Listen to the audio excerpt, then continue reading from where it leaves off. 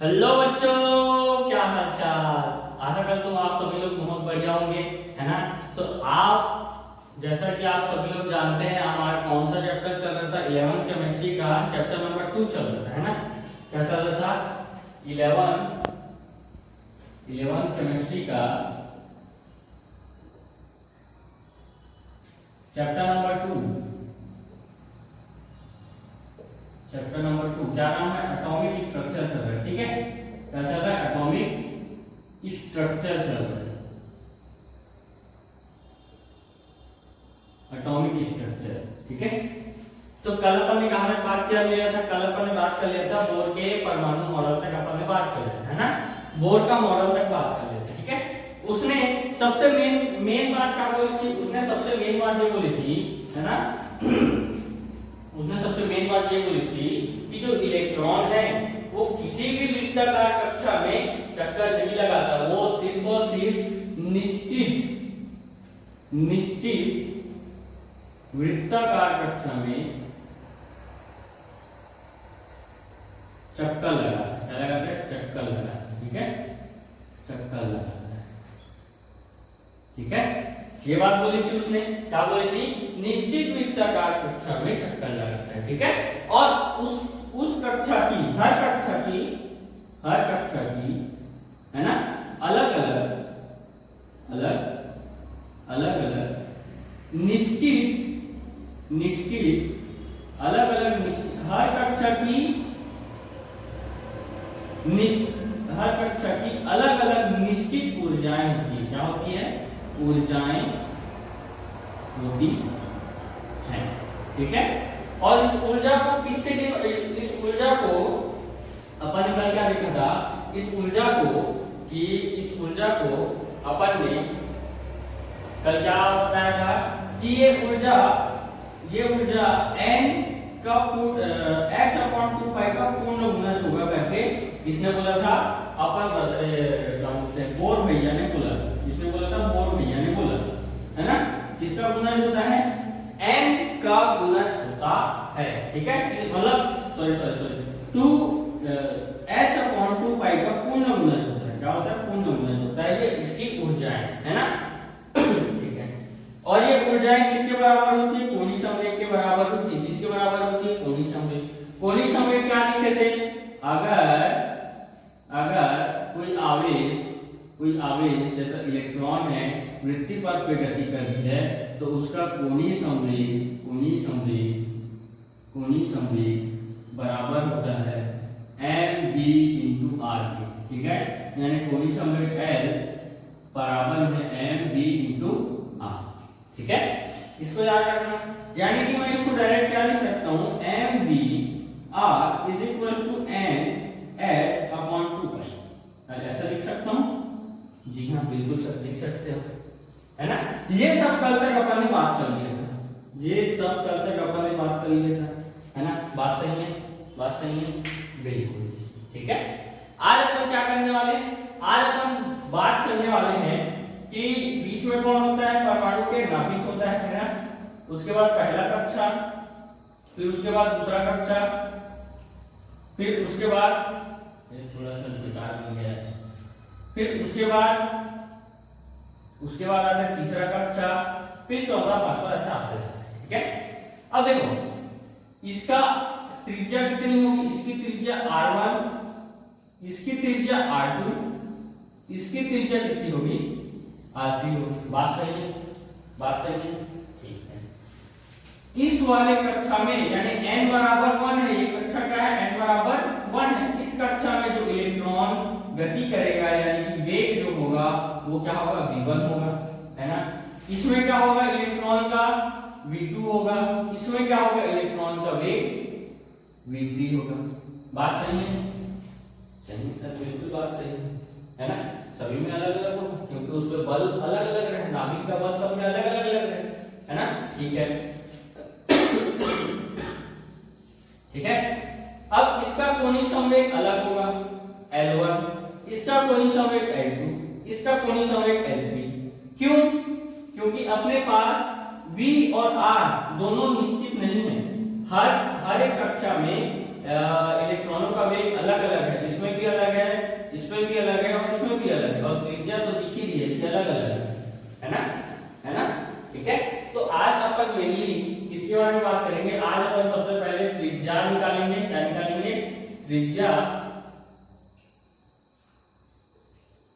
Are निकालेंगे, है ना, आर का कैलकुलेशन करेंगे, क्या करेंगे, कैलकुलेशन करेंगे, ठीक है, इसको निकालेंगे। दूसरा अपन निकालेंगे वेग निकालेंगे।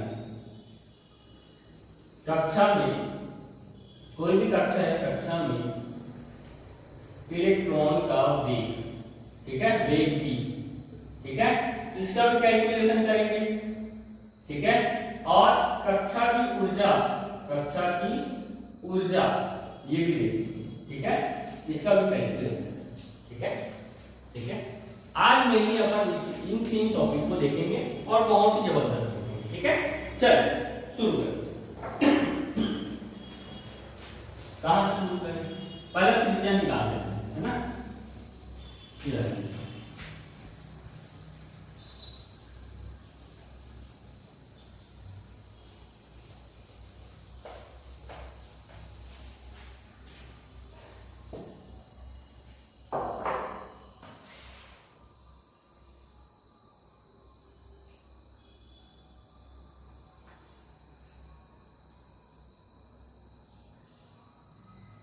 अब देखो, जैसे कि अपन सब लोग जानते हैं, है ना, क्या जानते हैं कि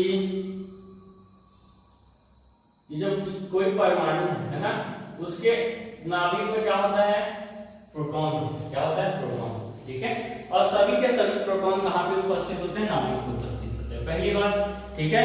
अब ये प्रोटॉनों की संख्या, अब इन प्रोटॉनों की संख्या, प्रोटॉनों की संख्या को अपन क्या कहते हैं, प्रोटॉनों की संख्या को अपन बोलते हैं, क्या कहते हैं जी, परमाणु, परमाणु क्रमांक, क्या कहते हैं, परमाणु क्रमांक, ठीक है, जिसे अपन Z से डिनोट करते हैं, Z से डिनोट करते हैं, जैसे हाइड्रोजन ऐसा डिनोट करते हैं, Z, हाइड्रोजन के नीचे में 1 है यानी कि Z है, और ऊपर में जो भी उसका भाग है ना, ऐसा डिनोट कर देते हैं, करते हैं ना। तो ये Z जो है वो अपने क्या दर्शाता है, अपने को प्रोटॉनों की संख्या दर्शाती है, क्या दर्शाती है, अपने को प्रोटॉनों की संख्या दर्शाती है, ठीक है। अब देखो प्रोटॉनों की संख्या Z है, ठीक है भैया, कोई बात नहीं, Z है, तो एक प्रोटॉन का, एक प्रोटॉन का आवेश, है ना, एक प्रोटॉन का आवेश बराबर कितना होगा, तो आप बोलोगे इलेक्ट्रॉन और प्रोटॉन का आवेश दोनों समान ही होता है ना, लेकिन प्रोटॉन का आवेश जो है वो प्लस में और इलेक्ट्रॉन का जो आवेश है वो माइनस होता है, ठीक है। तो इसका होता है प्लस 1.6 into 10 की पावर माइनस 19 कूलम, ठीक है, एक प्रोटॉन का, किसका, एक प्रोटॉन का, ठीक है। तो दो पूरा जेड प्रोटॉनों का कितना होगा, जेड प्रोटॉनों का आवेश, है ना, वो होगा जेड इंटू 1.6 into 10 की पावर माइनस 19 कूलम, ठीक है, ठीक है।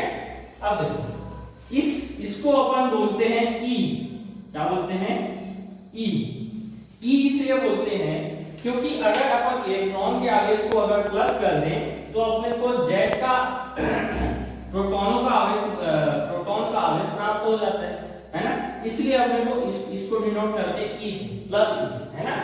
तो Z प्रोटॉनों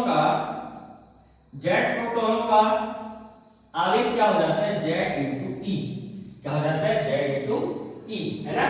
और इलेक्ट्रॉन का आवेश क्या हो जाता है, इलेक्ट्रॉन का आवेश होता है, इलेक्ट्रॉन का आवेश E, है ना, क्या होता है, E, है ना, माइनस E, ठीक है, ठीक है। इसी को तो डिनोट करते हैं क्या जी, है ना। तो यहाँ पर तो माइनस ही लिख दिया, इलेक्ट्रॉन का आवेश क्या, माइनस ही, और जेड प्रोटॉन का आवेश जेड, ठीक है। अब अपन जानते हैं कि यहाँ पास कोई इलेक्ट्रॉन घूम रहा है, यहाँ पास कोई इलेक्ट्रॉन घूम रहा है ना। तो ये क्या, कौन सा बल लगाएगा, नाभिक से एक बल लगेगा, नाभिक से एक बल लगेगा, जिसको अपन बोलते हैं क्या बोलते हैं जी, जिसको अपन बोलते हैं कूलॉम बल, क्या बोलते हैं, कूलॉम बल, या फिर इसको बोलते हैं स्थिर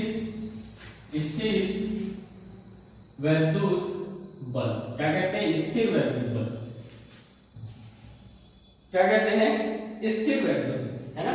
और स्थिर वैद्युत बल का फॉर्मूला होता है ना। अब इसको, इस फॉर्मूला को आप लोगों को थोड़ा सा याद रखना पड़ेगा, है ना, क्योंकि ये सब जो फॉर्मूला है वो 12th का टॉपिक है ना, 12th का फॉर्मूला है, तो थोड़ा सा याद रख लो बस।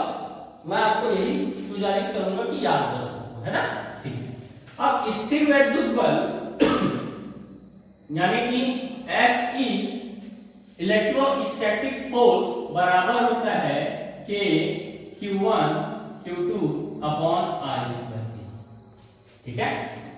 इलेक्ट्रोस्टैटिक फोर्स बराबर होता है K Q1 Q2 upon R²। अब देखो थोड़ा सा इस टॉपिक का ना फील लेते हैं। फील कैसे लेंगे, यहां पास प्रोटॉन है तो मैं प्रोटॉन को Q1 मान लूं, ठीक है, और यहां पर इलेक्ट्रॉन है तो इलेक्ट्रॉन को मैं Q2 मान लूं, चलेगा? बिल्कुल चलेगा, ठीक है। इन दोनों के मध्य लगने वाला आकर्षण बल, इन दोनों के मध्य लगने वाला आकर्षण बल, है ना, क्या कहलाता है? इलेक्ट्रोस्टैटिक फोर्स कहलाता है, जिसका मान है, और ये r दूरी पर रखे हैं तो इसका मान हो जाएगा K Q1 Q2 upon R², ठीक है, ठीक है। अब देखो यहां पास Q1 इसका मतलब है स्रोत आवेश, क्या आवेश? स्रोत आवेश। और Q1 देखो पूरा टोटल पूरा नाभिक में भराया पड़ा है क्या? प्रोटॉन, है ना। इसी कारण क्या लिए? Ze लिए, तो यहां पास क्या आ जाएगा? Ze, क्या आ जाएगा? Ze, है ना, स्रोत आवेश Ze, है ना। किससे अभिक्रिया कर रहा है? E से क्यों? इलेक्ट्रॉन का, एक इलेक्ट्रॉन का आवेश, है ना, एक इलेक्ट्रॉन का आवेश, ठीक है। अभी प्लस माइनस इसमें नहीं लेना है ना, इसमें प्लस माइनस नहीं लेना है फिलहाल के लिए, ठीक है। प्लस माइनस अभी बाद में देखेंगे, ठीक है, इसमें प्लस माइनस नहीं होगा, ठीक है। अब देखो Q1 क्या हो गया? Ze, है ना। Q2 क्या होगा? E क्यों? क्योंकि एक इलेक्ट्रॉन का आवेश, यहां पर कितना इलेक्ट्रॉन? एक इलेक्ट्रॉन है। यहां पर Z क्यों लिए? Z इसलिए लिए क्योंकि यहां पर स्रोत आवेश है, पूरा भंडार है, आवेश का भंडार है ना, ठीक है। अब देखो इनके बीच की दूरी क्या है? R है। इनके बीच की दूरी क्या है? R ही तो है, क्या? यहां से लेकर यहां तक R है, त्रिज्या है ना। अब देखो तो इसका फॉर्मूला क्या हो जाएगा? अब इसको मिटा, इसका फॉर्मूला यहां से हो जाएगा K Q1 Q2 upon R² था, है ना, ये वाला फॉर्मूला। अब Q1 की जगह क्या आ गया? Q1 की जगह आ गया Ze, है ना। Q2 के जगह क्या आ गया? E अपॉन में R², है ना। इसको थोड़ा सा याद है ना, इसको थोड़ा सा याद। अब काम करते हैं, डायरेक्ट यहां पर मैं लिखता हूं, क्या लिखते हैं अपन? त्रिज्या को कैलकुलेट कर रहे हैं, है ना, त्रिज्या को कैलकुलेट कर रहे हैं, ये अपना हेडिंग है ना, ठीक है। और उसमें अभी अपन क्या लिख रहे हैं? अभी अपन क्या लिख रहे हैं कि नाभिक तथा इलेक्ट्रॉन के बीच लगने वाला स्थिर वैद्युत बल, है ना, नाभिक तथा इलेक्ट्रॉन के बीच लगने वाला बल, है ना। लगने वाला बल क्या है? स्थिर वैद्युत बल है, ठीक है। Fe, ठीक है। तो Fe बराबर क्या होता है? K Q1 Q2 upon R², ठीक है। और अपन किसमें देख रहे हैं? नाभिक में देख रहे हैं। किसमें देख रहे हैं? नाभिक में, है ना। तो यहाँ पास क्या काम करते हैं? यहाँ पास आवेश काम करता है। क्या काम करता है? आवेश। तो Q1 का आवेश क्या है? Ze into E अपॉन में R², ठीक है। तो Fe बराबर क्या हो जाएगा? K Ze² अपॉन में R², ठीक है। ये हो गया फर्स्ट फॉर्मूला, ठीक है। एक मिनट यहाँ पे रुक जाओ, ऐसा डब्बा नहीं लगाने का भैया, यहाँ पर रुक। अब देखिए K का भी वैल्यू होता है। K का वैल्यू क्या है? K कांस्टेंट है लेकिन उसका भी वैल्यू है, उसको थोड़ा सा याद रखना, है ना। K बराबर होता है 1/4 पाई एप्सिलॉन नॉट, ठीक है। अब ये याद रखो, अब इस फॉर्मूला में पुट कर देते हैं तो एफ ई बराबर हो जाएगा 1/4 pi epsilon not into Z e square upon में आर स्क्वायर। ये हो गया अपना फाइनल फॉर्मूला, है ना, इसका स्थिर वैद्युत बल, इसका स्थिर वैद्युत बल। इतना आ गया ना, हाँ ठीक है। अब मैं थोड़ा सा क्या करता हूँ, इस बीच में उठा दूंगा, है ना, क्योंकि मेरे को और थोड़ा सा कैलकुलेशन करना है। क्या करना है, और थोड़ा सा कैलकुलेशन करना है, ठीक है। बीच में उठा दो।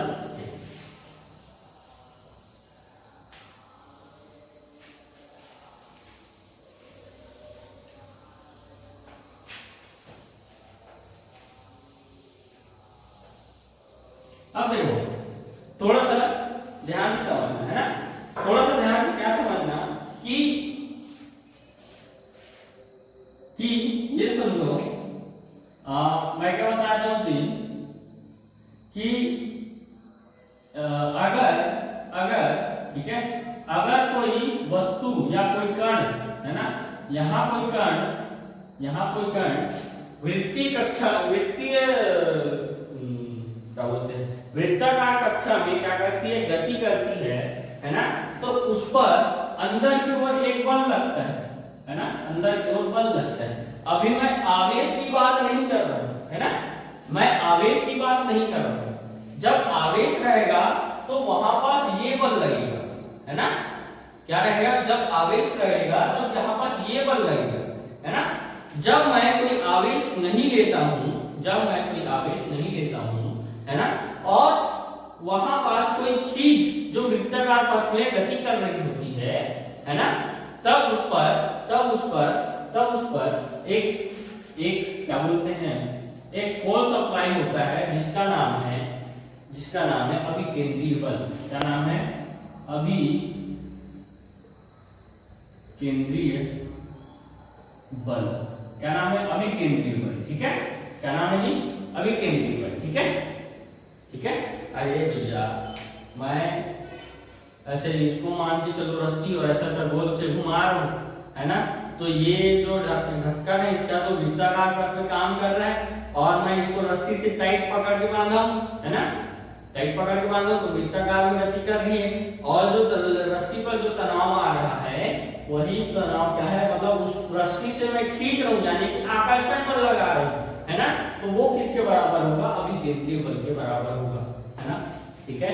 अब देखो अभिकेंद्रीय बल का फॉर्मूला होता है, अभिकेंद्रीय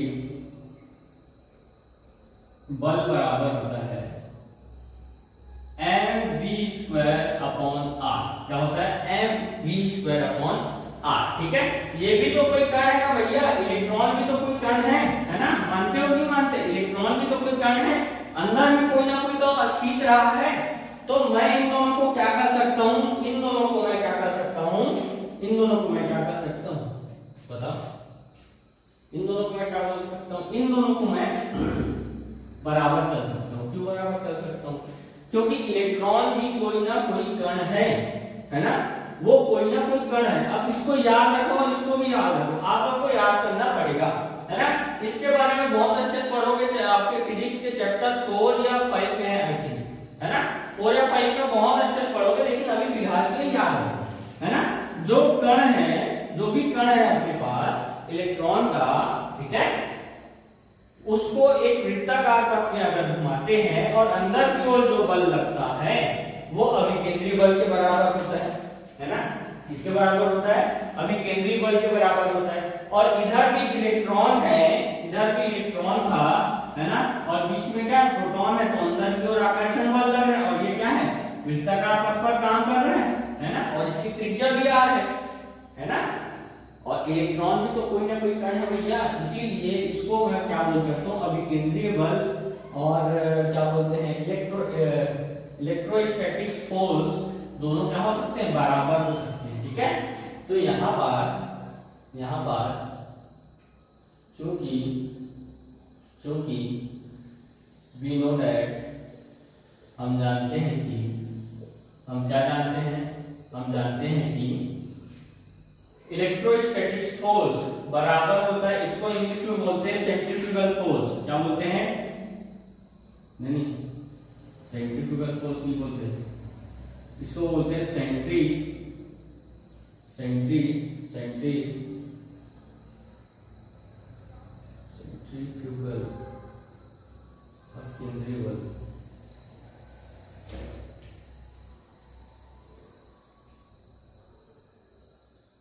छोड़ो ना यार, क्या करूंगा। एफ सी से डरता हूं। सेंट्रीफ्यूगल तो बाहर वाले को बोलते हैं, और सेंट्री क्या तो बोलते हैं।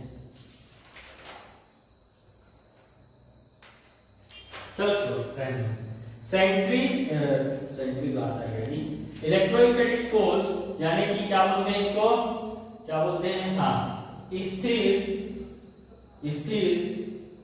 वैद्युत बल बराबर होता है अभिकेंद्रीय बल, इसके अभिकेंद्रीय बल के बराबर होता है। ठीक है, इतना याद है। ठीक है, स्थिर वैद्युत बल जो है वो अपने पास क्या आया है, 1/4 पाई है ना, एप्सिलॉन नॉट इनटू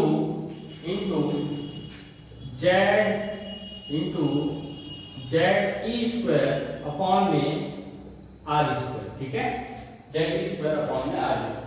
और अभिकेंद्रीय बल का फॉर्मूला क्या है, mv स्क्वायर अपॉन में R। ठीक है, अब मैं यहां से v स्क्वायर को निकाल दूं, है ना, ध्यान देना, v स्क्वायर को कॉमन रखूं। ठीक है, तो m को नीचे लाऊंगा और r को ऊपर ले जाऊंगा। ठीक है, तो 1/4 pi epsilon not into ZE square R बटे R स्क्वायर बराबर में हो जाएगा, और ये नीचे m भी आ जाएगा, mr स्क्वायर, और बराबर में अपने पास क्या बचेगा, v स्क्वायर। ठीक है, तो v स्क्वायर बराबर अपने पास क्या आ जाएगा, v स्क्वायर अपने पास आ जाएगा 1/4 पाई एप्सिलॉन नॉट इनटू, ये एक आर से एक आर हो गया, ZE स्क्वायर अपॉन mr, क्या आ जाएगा, ZE स्क्वायर अपॉन mr। ठीक है, इसको मान लो, चलो इक्वेशन नंबर 1, कितना, इक्वेशन नंबर 1। ठीक है, ठीक है, ठीक। और अब थोड़ा सा ध्यान देना। ठीक है, क्या थोड़ा सा ध्यान देना, बार बार यूट्यूब पे क्या थोड़ा सा ध्यान देना। अब देखो, अपन जानते हैं, अभी थोड़ा देर पहले ही बताया हूं कि कोणीय संवेग बराबर होता है NH/2 पाई, है ना, NH/2 पाई। ये किसने बोला, बोर के मॉडल से, बोर्स लॉ से, है ना, बोर के नियम से ये है, कोणीय संवेग बराबर होता है NH/2 पाई। ठीक है, इस कोणीय संवेग का फॉर्मूला क्या होता है, mvr बराबर में NH/2 पाई। ठीक है, ऐसा होता है। यहां से मैं v को कॉमन निकालूंगा तो अपने पास NH/2 पाई और r और m ऐसा आ जाएगा। बात सही है, ऐसा आ जाएगा। ठीक है सर, बिल्कुल बात सही। अब देखो, यहाँ पास v स्क्वायर है और यहाँ पास v है, तो मैं इसका पूरा के क्या कर देता हूँ, स्क्वायर कर देता हूँ। तो v स्क्वायर बराबर n square h square upon में 4 pi square r square m square, ये हो जाएगा। इसको मानो समीकरण नंबर 2, इक्वेशन 2, कितना, इक्वेशन 2। ठीक है, अब क्या करेंगे, इक्वेशन 1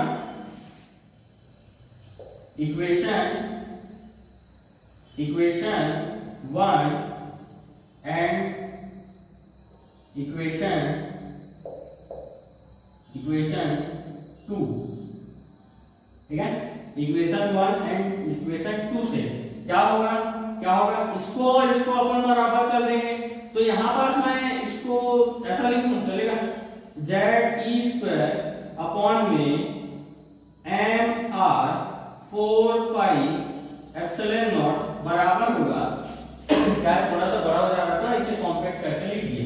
अब क्या करेंगे, अब ये बराबर होगा n square h square upon में 4 pi R square 4 pi square R square M square के बराबर, ठीक है, एम स्क्वायर के बराबर। अब जो बराबर में होता है वो कट जाता है ना, तो एक पाई से एक पाई कट गया, एक आर से एक आर कट गया, एम से एक एम कट गया, ठीक है। अब इस आर को एक काम करते हैं, चलो बनाते हैं। यहां पास क्या बचा, जेड ई स्क्वायर अपॉन में 4 epsilon not, Z e square upon में 4 और एप्सिलॉन नॉट बचा है, ठीक है। बराबर में क्या है, अच्छा 4 से 4 भी कट गया, ये तो कट गया ना, क्या बचा, एप्सिलॉन नॉट बस बचा, जेड ई स्क्वायर अपॉन में एप्सिलॉन नॉट बस बचा, ठीक है। यहां पास क्या है, n square h square upon में एक पाई बचा है, आर बचा है और एम बचा है, पाई आर और एम, ठीक है। अब यहां से अपने को आर का वैल्यू निकालना है, इस आर का वैल्यू निकालना है ना, तो आर को मैं इधर पक्षांतर करूंगा, मतलब त्रिज्या गुना करूंगा और इन दोनों को इधर ले जाऊंगा, है ना। तो यहां पर थोड़ा सा ध्यान देना, मैं क्या किया, आर बराबर हो गया, इसको मैं इधर लेके आया, अब इन दोनों को नीचे ले जाऊंगा, है ना।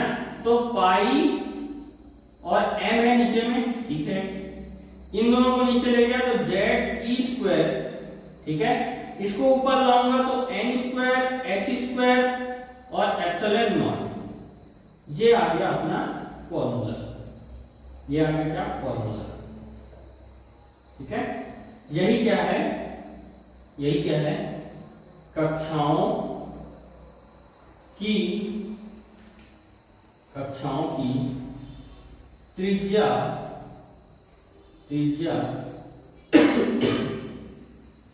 निकालने का फॉर्मूला, ठीक है। लास्ट में है ना, यही कक्षाओं की त्रिज्या निकालने का फॉर्मूला है, ठीक है, ठीक है। अब थोड़ा सा इसको इस साइड में मिटा लूं क्या, पहले एक बार नोट डाउन कर लो, स्क्रीनशॉट ले लो या नोट डाउन कर लो, वीडियो पॉज करके फिर मिटा, ठीक है, हो गया, ओके, ठीक है। अब देखो,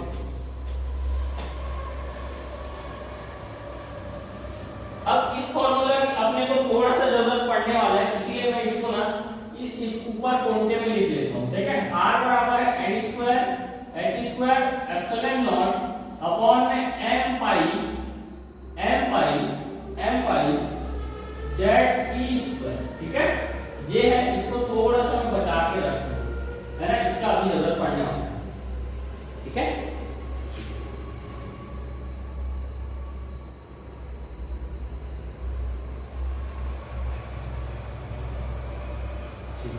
अब देखो, इस फॉर्मूला को मैं लिखता हूं, इस फॉर्मूला को लिखने के बाद n square h square epsilon not upon में पाई m और जेड ई का स्क्वायर। अब देखो यहां से कौन कौन सी चीज कांस्टेंट है ना, तो r बराबर हो जाएगा, n कांस्टेंट है क्या, नहीं, h अपना नियतांक है तो h स्क्वायर को निकाल दो, एप्सिलॉन नॉट भी एक नियतांक है तो वो भी निकाल दो, ठीक है।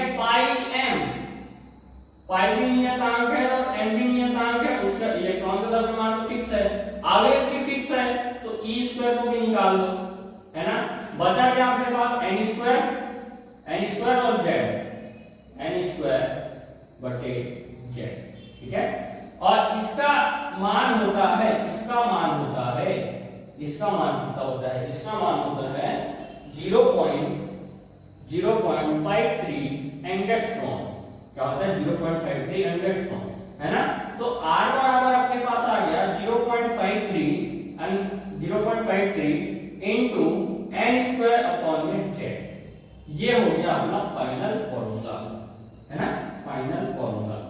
इसको भी याद रखोगे और इसको भी याद रखोगे, है ना। याद करने के अलावा और कुछ नहीं है, इक्वेशन बहुत बड़ा है ना, इससे क्वेश्चन आने के चांस बहुत रहते हैं, है ना। तो याद रखेंगे, और कैसे याद रखेंगे कि इसको तड़ से निकाल दे, ऐसा 2 मिनट में निकाल दे, कैसे निकाल 2 मिनट में निकाल दे, जैसा मैंने निकाला है उसको जैसे जैसे प्रैक्टिस करते जाओगे तो तड़ निकल जाएगा, 2 मिनट में निकल जाएगा, ठीक है। अब देखो, ये पूरा हो गया, ठीक है। अब ये मेन है और ये मेन, ठीक है, इतना ही याद रखो। अब ये तो हो गया अपना त्रिज्या कैलकुलेट कर लिए। क्या कर लिए? त्रिज्या कैलकुलेट कर लिए, है ना। त्रिज्या क्या कर लिए? कैलकुलेट कर लिए। अब अपने को कैलकुलेट करना है वेग। क्या कैलकुलेट करना है? वेग। ठीक है, अब जो लोग कैलकुलेट कर लो थोड़ा सा छोटा है तो उतना ज्यादा दिमाग लगाने की जरूरत नहीं है ना। एक बार थोड़ा सा इसको रिपीट कर देते हैं। क्या किया अपन ने? सबसे पहले क्या निकाल लिया? इलेक्ट्रोस्टैटिक फोर्स निकाल लिया, स्थिर वैद्युत बल निकाल लिया, ठीक है, जिसका मान था ये। उसके बाद अभिकेंद्री बल निकाला ये, ठीक है। इसको मैं कर दिया पूरा सॉल्व, यहां तक किया हूं ना, यहां, ठीक है, यहां तक सॉल्व कर लिए, ठीक है। उसके बाद बोर के भैया ने हमने बोला है कि कोणीय संवेग बराबर होता है h/2 का पूर्ण गुणज, है ना। तो mvr = nh/2, तो यहां से भी निकाल लिया मैं ये, फिर इनका सबका क्या कर दिया? स्क्वायर कर दिया, ठीक है।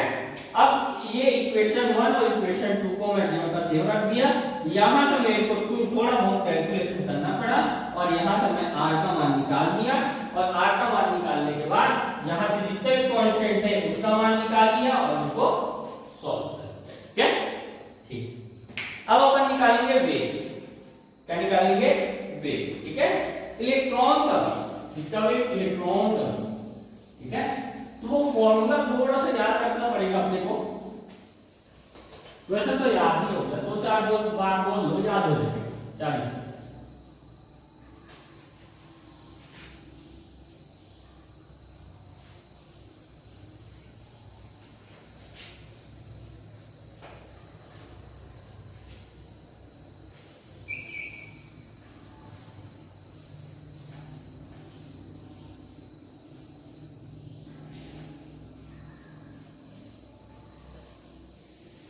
अब वही इलेक्ट्रॉन का वेग कैसे निकालेंगे? कक्षाओं में इलेक्ट्रॉनों का वेग, है ना, हर कक्षाओं में इलेक्ट्रॉनों का वेग। दूसरा टॉपिक है कक्षाओं में या कक्षाओं में इलेक्ट्रॉन का वेग। पहला बात याद रखना कि हर एक कक्षा में इलेक्ट्रॉनों का वेग अलग अलग होता है, ठीक है। हाँ, ठीक। अब इलेक्ट्रॉन में वेग निकालना है, ठीक है, इसका वेग इलेक्ट्रॉन का वेग, ठीक है। अब देखो क्या होता है अपने पास फॉर्मूला होता है कोणीय संवेग का। कोणीय संवेग बराबर होता है nh/2π, यही होता है कोणीय संवेग का फॉर्मूला। क्या होता है? कोणीय संवेग का फॉर्मूला होता है mvr बराबर होता है nh/2π, इसके 2π, ठीक है, ऐसा होता है, ठीक है। यहां से मैं v निकाल दूंगा तो v = क्या हो जाएगा? ये दोनों नीचे चले गए, nh/2π, है ना, इनटू में m और r, ठीक है। अब r का वैल्यू यहां पास रखना है, तो यहां पास मैं r का वैल्यू रखूंगा तो इसको मैं पलटा के रख देता हूं, है ना, क्योंकि ऐसा रखूंगा तो ये नीचे वाला जो भाग है वो ऊपर ही जाने, तो मैं पलटा के रख देता हूं। तो nh क्या आ जाएगा? nh आ जाएगा z(e²) और क्या है? सॉरी nh m π(ze²), ये हो जाएगा। एक काम करते हैं, थोड़ा सा अलग दिखना चाहिए, तब थोड़ा सा अच्छा लगेगा, है ना। ये r का वैल्यू निकालना तो nh/2π, है ना, इनटू में m है, इसको मैं गुना करके लिखता हूं तो ऊपर में क्या है? m π ze² अपॉन में क्या आ जाएगा? n² h² epsilon not. क्या कट रहा है? पाई से पाई और m से m और पाई कट गया, ठीक है। एक n से एक n कट गया, एक s से एक h कट गया, तो v बराबर अपने पास फॉर्मूला आ गया ze² अपॉन में 2 nh एप्सिलॉन नॉट। क्या आ गया? ze² अपॉन में 2 nh एप्सिलॉन नॉट, ये अपना फॉर्मूला आ गया, ठीक है। कोई बड़ी बात थी क्या? बिल्कुल, ठीक है। अब यहां से कांस्टेंट निकालो, क्या निकालो? कांस्टेंट निकालो, ठीक है। तो v कांस्टेंट क्या हो जाता है? यहां से कांस्टेंट निकालोगे तो e² कांस्टेंट निकलेगा, 2 भी कांस्टेंट है, h भी ई स्क्वायर सबसे पहले निकल गया, बटे में क्या लिख रहा है 2b है, ये 2b कांस्टेंट है, h भी है और एप्सिलॉन नॉट भी है, 2h और एप्सिलॉन नॉट, ठीक है। इनटू में क्या आ जाएगा, इनटू में आ जाएगा z अपॉन में n, ठीक है। ये हो गया कांस्टेंट। अब देखो ये जब ये जितना भी कांस्टेंट है इसका वैल्यू होता है, इसका वैल्यू कितना होता है, इसका वैल्यू होता है 2.18 into 10 की पावर 6, कितना होता है 2.18 into 10 की पावर 6, है ना। तो v इक्वल टू क्या हो जाएगा 2.18 into 10 की पावर 6 इनटू में क्या आ जाएगा z अपॉन n, है ना, z अपॉन n। ये हो गया अपना फाइनल फॉर्मूला, है ना। इसको भी थोड़ा सा छोटे में लिख के रखते हैं ये वाले फॉर्मूले को। तो v इक्वल टू क्या है z e स्क्वायर अपॉन में 2nh epsilon not, 2nh epsilon not, ठीक है, ठीक है, ठीक है भैया। यहाँ तक क्लियर है, यहाँ तक समझ में आ गया तो तीसरा टॉपिक बहुत सरल है, टेंशन ना लेना, बहुत अच्छा समझ में आएगा, ठीक है, ठीक, मिटा दो।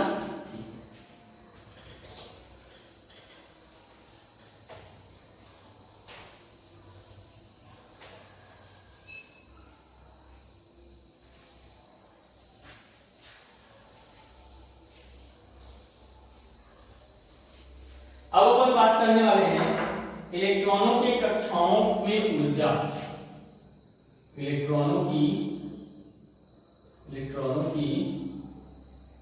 कक्षाओं की ऊर्जा, है ना, ऊर्जा या एनर्जी जो भी बात, ठीक है।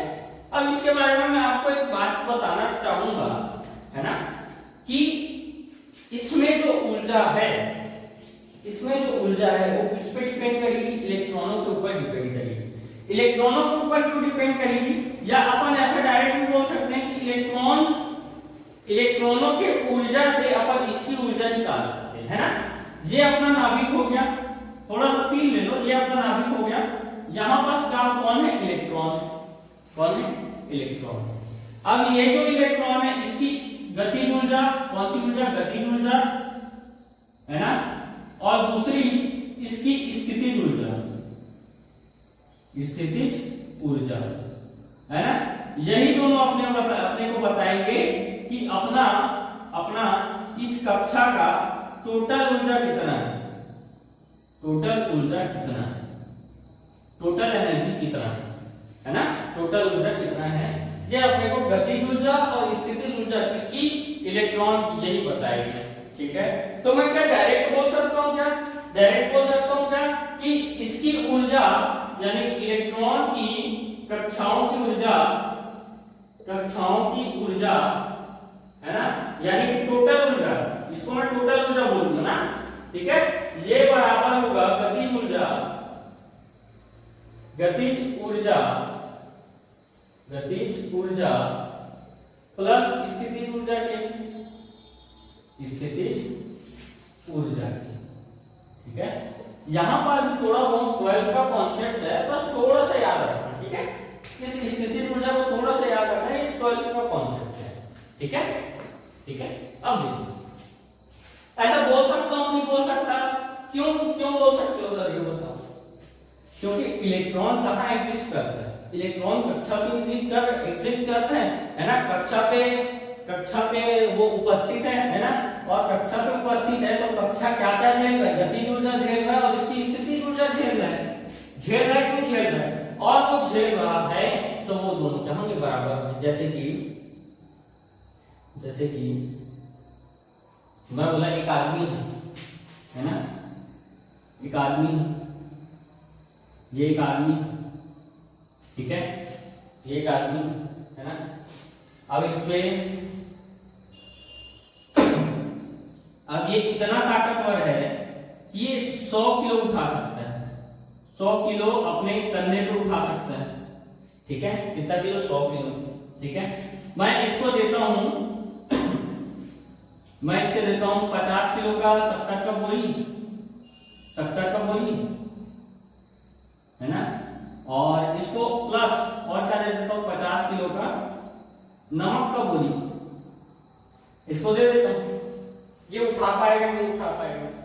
इसकी कैपेसिटी है 100 किलो और अपना ये कितना ही दे रहे हैं, 100 किलो दे रहे हैं, दोनों मिला के 100 किलो। तो ये उठा पाएगा कि उठा पाएगा है? तो मेरे को बताओ इसकी कैपेसिटी कितनी हुई, 100 किलो हुई। किससे पता चला? ये 50 और 50 से पता चला। पता चला कि नहीं पता चला? ठीक है। ठीक उसी प्रकार इसमें भी कि अगर ये कक्षा झेल सकती है, ये कक्षा झेल रही है, क्या झेल रही है, इसमें ऊर्जा कितनी है कि इन दोनों को ये संभाल सके। जैसे वो आदमी संभाल था 50-50 किलो का बोरी को, है ना, संभाल था। ठीक है, तो इसको मैं ऐसे बोल सकता हूं। ठीक है, अब देखो गतिज ऊर्जा बराबर, गतिज ऊर्जा का फॉर्मूला क्या होता है? अब इतना याद रखो, इतना ये वाला इक्वेशन याद रखो, है ना, थोड़ा सा याद रखो। ठीक है, अब गतिज ऊर्जा निकालते हैं। गतिज ऊर्जा, गतिज ऊर्जा बराबर होता है हाफ mv²। ये होता है 9वीं 10वीं में बहुत पढ़े होगे भैया, ऐसा होता है। ठीक है, अगर कोई कण गति कर रही है तो उसमें गतिज ऊर्जा होती है और वो गतिज ऊर्जा इसके बराबर होती है। ठीक है, ठीक है, ठीक। अब ये गतिज ऊर्जा को क्या बोलते हैं? अपन काइनेटिक एनर्जी बोलते हैं। क्या बोलते हैं? काइनेटिक एनर्जी बोलते हैं। वो बराबर होता है हाफ m। अब v की जगह v का वैल्यू रखेंगे तो v का वैल्यू कितना है? ZE² अपॉन में 2n h एप्सिलॉन नॉट का होल स्क्वायर। ठीक है, इसका स्क्वायर आ जाएगा, यहाँ पर स्क्वायर है तो यहाँ पर भी स्क्वायर आ जाएगा। तो काइनेटिक एनर्जी बराबर क्या हो जाएगा? Half into m z² e की पावर 4 हो जाएगा, e की पावर 4 हो जाएगा। ठीक है, 2 कितना हो जाएगा? 2 4 हो जाएगा। ठीक है, n कितना हो जाएगा? n स्क्वायर हो जाएगा। h कितना हो जाएगा? h स्क्वायर हो जाएगा। एप्सिलॉन नॉट का स्क्वायर हो जाएगा। बात सही है? ठीक है, ठीक है जी, ठीक है, ठीक है, इतना आ गया। ठीक, इतना आ गया। ठीक, इसको याद रखो, इसको थोड़ा सा भी माइंड में बैठा के रखो। ठीक है, अब इधर निकालते स्थितिज ऊर्जा। कौन सी ऊर्जा? स्थितिज ऊर्जा। ये तो हो गया गतिज ऊर्जा, अब निकालेंगे स्थितिज ऊर्जा। स्थितिज ऊर्जा, अब स्थितिज ऊर्जा का फॉर्मूला क्या होता है? स्थितिज ऊर्जा का फॉर्मूला होता है कि Q1 Q2 K Q1 Q2 upon R। R square नहीं आएगा भैया, R ही आएगा। ठीक है, और ये 12th का फॉर्मूला है तो इसको याद रखना पड़ेगा। इसको क्या करना पड़ेगा? याद रखना पड़ेगा। ठीक है, अब देखो इस स्थितिज ऊर्जा को इंग्लिश में बोलते हैं पोटेंशियल एनर्जी। क्या बोलते हैं? Potential energy. ठीक है, अब देखो अपन क्या रख रहे थे? यहाँ पर Q1 और Q2 का मान रख रहे थे, है ना। Q1 क्या था? स्रोत आवेश, स्रोत आवेश यानी पूरा प्लस, है ना। Q2 क्या था? इलेक्ट्रॉन का आवेश, इलेक्ट्रॉन का आवेश। ठीक है, लेकिन यहाँ पास रखता है माइनस और प्लस भी। ठीक है, तो स्रोत आवेश यानी प्रोटॉन का आवेश क्या है? Ze माने थे इसमें प्लस में, है ना। और Q2 यानी इलेक्ट्रॉन का आवेश, इलेक्ट्रॉन का आवेश क्या होता है? 1.6 इलेक्ट्रॉन का आवेश बराबर होता है 1.6 into 10 की पावर -19 कूलम। इसमें माइनस है ना, और इसी को बोलते हैं अपन E। क्या बोलते हैं? E, है ना, और सामने क्या लगा? माइनस, तो माइनस E हो जाएगा, माइनस E हो जाएगा। ठीक है, अपॉन में R आ जाएगा। ठीक है, तो पोटेंशियल एनर्जी बराबर क्या होगा? पोटेंशियल एनर्जी बराबर हो गया माइनस के ZE² अपॉन में R। यही हो गया, यही हो गया। ठीक है, ठीक है भैया। अब यहाँ से फिर से मैं R का वैल्यू रख देता हूँ, कर दूं? ठीक है, R का वैल्यू रख देते हैं। ठीक है, R का वैल्यू रख देते हैं, कोई दिक्कत वाली बात नहीं। R का वैल्यू और K का वैल्यू रख देते हैं। तो पोटेंशियल एनर्जी बराबर में -1 अपॉन -1, अच्छे देखना ना, -1 अपॉन 4 पाई एप्सिलॉन नॉट। ठीक है, इनटू में क्या आ जाएगा? इनटू में आ जाएगा, ये आ जाएगा ZE² बटे में देखो। अब ये भी बटे में है तो इसको मैं पलटा के लिख दूं, पलटा के लिख देता हूं। तो यहां पास आ जाएगा अपने पास, यहां पास आ जाएगा अपने पास, यहाँ पास ऊपर में क्या आ जाएगा, ऊपर में आ जाएगा m पाई जेड ई स्क्वायर, m पाई जेड ई स्क्वायर, ठीक है। बटे में क्या आ जाएगा, n स्क्वायर h स्क्वायर और एप्सिलॉन नॉट, ठीक है। अब क्या क्या कट रहा है वो देख लो, क्या क्या कट रहा है वो देख लो। पाई से पाई, अरे पाई से पाई कट गया, ठीक है। और कुछ कट रहा है क्या, और कुछ कट रहा है क्या, नहीं दिख रहा है, कोई बात नहीं, ठीक है। तो यहाँ पर पोटेंशियल एनर्जी बराबर क्या आ गया, पोटेंशियल एनर्जी बराबर 1/4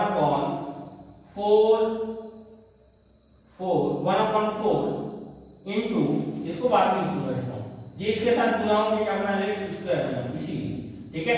ये दोनों का गुना होगा तो क्या बनाएगा, जेड स्क्वायर ई 4, जेड स्क्वायर ई की पावर 4, ठीक है। बटे में क्या आ जाएगा, n square h square, n square और एन भी है, इंटू में एम है, एन स्क्वायर एच स्क्वायर और एप्सिलॉन नॉट का स्क्वायर, ठीक है।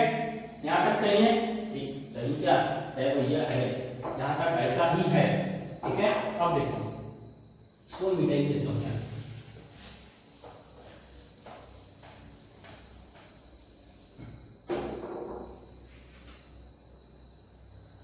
अब देखो इसको मैं लिख रहा हूं, potential energy is equal to हो जाएगा -1/4, है ना। तो इसको मैं नहीं लिखता, तो माइनस लिखता हूं और डायरेक्ट ये लिख रहा हूं, जेड स्क्वायर ई की पावर 4, पहले m लिख लेता हूं, m जेड स्क्वायर ई की पावर 4, इसको पहले लिखा m को, जेड स्क्वायर और ई की पावर 4, है ना।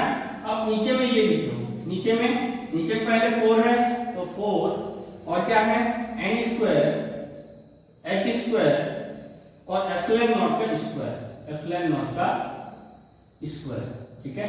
अच्छे लिख लो भाई, अच्छे लिख ले, एप्सिलॉन नॉट का स्क्वायर, ठीक है, ठीक है भैया। अब मेरे को थोड़ा सा कॉमन दिख रहा है, ये वाला पार्ट और वो वाला पार्ट थोड़ा सा कॉमन दिख रहा है, ठीक है। अब आगे सॉल्व करते हैं, है ना। इसको मैं बोलता हूं टोटल एनर्जी, क्या बोलता हूं, टोटल एनर्जी, ऐसा बोल देता हूं, चलेगा, ठीक है। तो अपना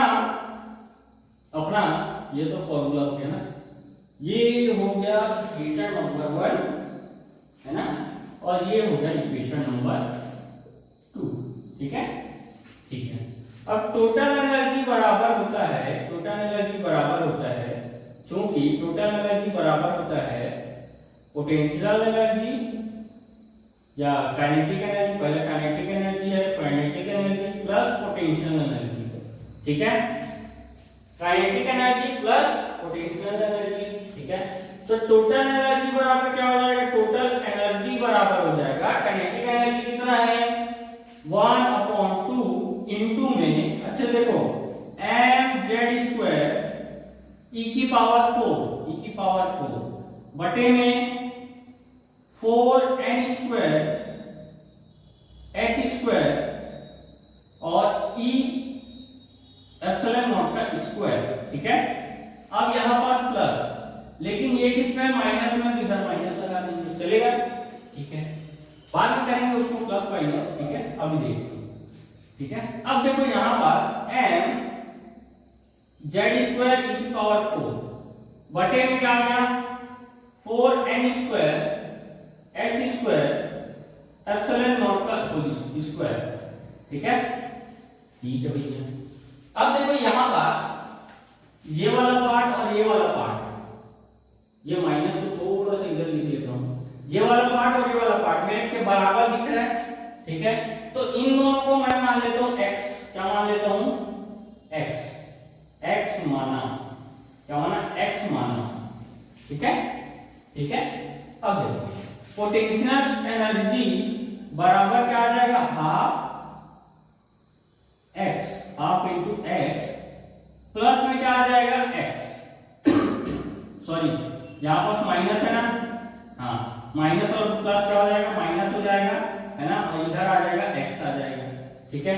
इसको मैं थोड़ा सा सॉल्व करना चाहूं तो पोटेंशियल एनर्जी बराबर हो जाएगा x/2 माइनस x और ये बराबर हो जाएगा -x/2, ऐसा हो जाएगा -x/2, ठीक है। तो x का वैल्यू रखेंगे और पोटेंशियल एनर्जी अपने पास आ जाएगा। पोटेंशियल एनर्जी क्या आ जाएगा, x का वैल्यू क्या है, ये सब है ना। तो x का वैल्यू क्या है, माइनस x का value m z square e square 4n square h square epsilon naught का होल स्क्वायर है ना। यहां पर देखो m z स्क्वायर e की पावर 4, इधर बटे में दो है तो इसका 2, 4n square h square epsilon naught का स्क्वायर, ठीक है, एप्सिलॉन नॉट का स्क्वायर। और इसको इसका गुना करके 2 और 4 का गुना करके मैं लिख देता हूं डायरेक्ट 8, कितना 2 चौक 8 होता है, ठीक है, ये लिख दिया।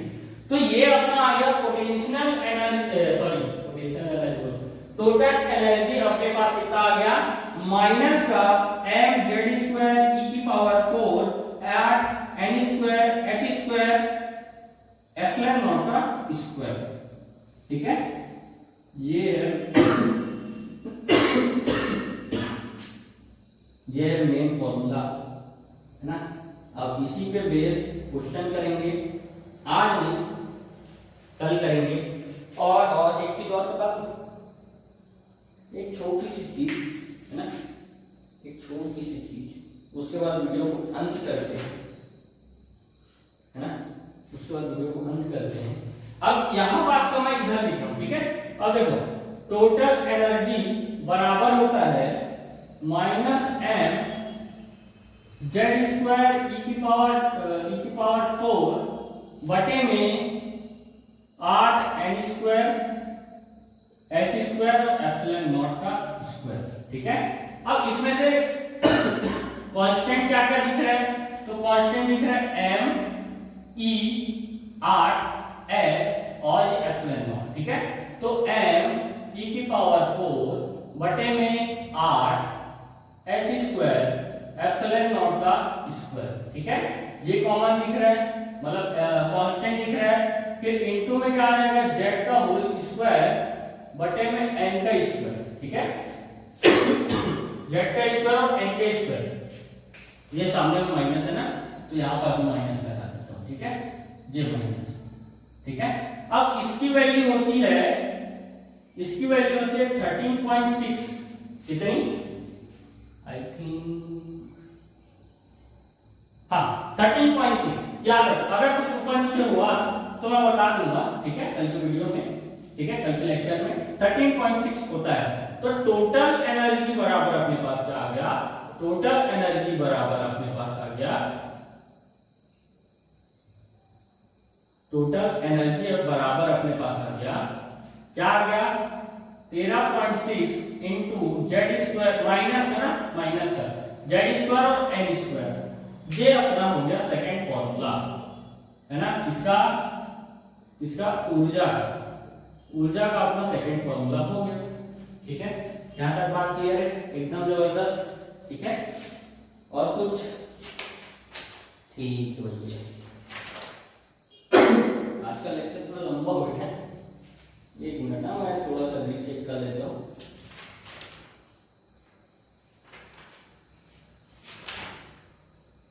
आई थिंक मेरे हिसाब से सही होना चाहिए, कुछ ऊपर नीचे होगा तो मैं बता दूंगा कल के लेक्चर में, ठीक है।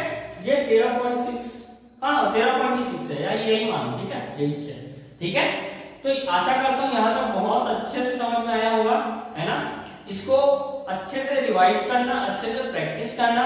मैं आपको यही बोलूंगा कि इसको, ये जो डेरिवेशन है, 3-4 जो डेरिवेशन बताया हूं, उसको बहुत अच्छे से करना, बहुत अच्छे से इसलिए करना बोल रहा हूं क्योंकि जितना बार आप प्रैक्टिस करोगे, जितना बार आप इसको लिख के देखोगे, प्रैक्टिकल देखोगे लिख के, उतना आपका माइंड शार्प होगा और उतने अच्छे से आपको याद हो जाएगा, ठीक है। तो मिलते हैं कल के लेक्चर में, आज के लिए धन्यवाद। लाइक करना, शेयर करना और सब्सक्राइब करना भूलना मत भैया, ठीक है। जय हिंद।